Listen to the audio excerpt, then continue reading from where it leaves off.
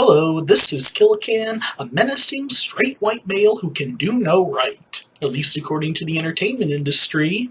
This just in from DC Comics from their upcoming Gotham High comic strip. We've got a rewritten to be Asian Bruce Wayne, brown-washed Catwoman and Robin, but the class clown prince of crime is still descended from the blue-eyed blonde barbarians who migrated to Europe and beyond from the Caucasus Mountains. And it really wouldn't even be that bad, except that his name in the comic is Jack Napier, like in the Burton film, and he doesn't even look like a younger Jack Nicholson. Entertainment and media's obsession with non-progressive, non-left-wing men of European ancestry being the root of all evil is old news. Yet despite constant financial and political evidence that their hatchet job is out of place, from presidential elections to financial turnarounds, to there being more staged hate crimes than real ones, the left's propaganda machine has only doubled down. I've extensively covered this past summer and fall's blockbuster flops. I don't even want to look at the Batwoman show, and we can only look to the upcoming Marvel movies with anticipation of having fingers shook in our faces for daring to be white. Okay, before someone gets triggered and flags me as hate speech, I get that there are bad white people in the world. Just a few days ago, I published a favorite video games list with a game about fighting Nazis at number 1. I just can't help but notice that the majority of the people who toppled the flipping Third Reich are being treated like some kind of a scourge.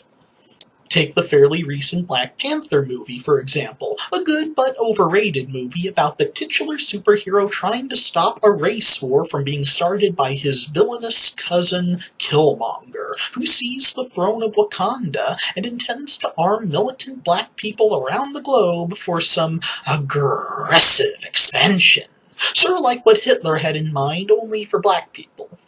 And while the heroes do stop Killmonger, the movie bends over backwards to make excuses for him. Even his last dying words insist the justice of his cause, dying rather than submitting to the big bad white man, who, outlawed slavery and segregation before he was even born. There is one good white male character, a cocky but well-meaning CIA agent who happens to be injured while chasing a white South African villain. Panther brings him home to Wakanda for treatment by his sister, who beams and claps with glee that he has brought another white man for her to play with, a statement that would be condemned as racist or condescending if the races were reversed.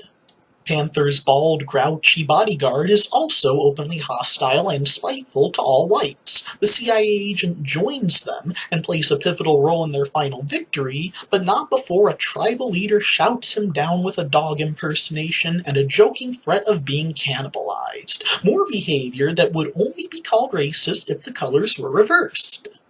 And all this made worse by Panther embracing his hateful, murderous cousin as he breathed his last, almost as if to say, there, it's not really your fault, you were just mad at those nasty Caucasians. Again, don't get me wrong, slavery is evil, and America was wrong not to outlaw it from the get-go, for which it reaped a whirlwind that nearly destroyed it. And yes, Uncle Sam took his sweet-ass time in outlawing the Jim Crow system. But whereas white colonists did benefit from the African slave trade, they did not create it. It was started by native African kings and princes, Muslim, pagan, and some Christian, who were eager to unload undesirable citizens for a price.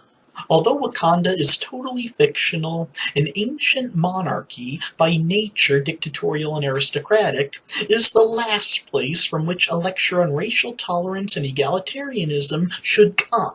And while I don't hate the movie or anything, in a story about stopping a race war for which there is zero excuse, maybe have a few more good white people and a few less excuses for the bad guy. Because in the words of old GW himself, it's better to offer no excuse than a bad one.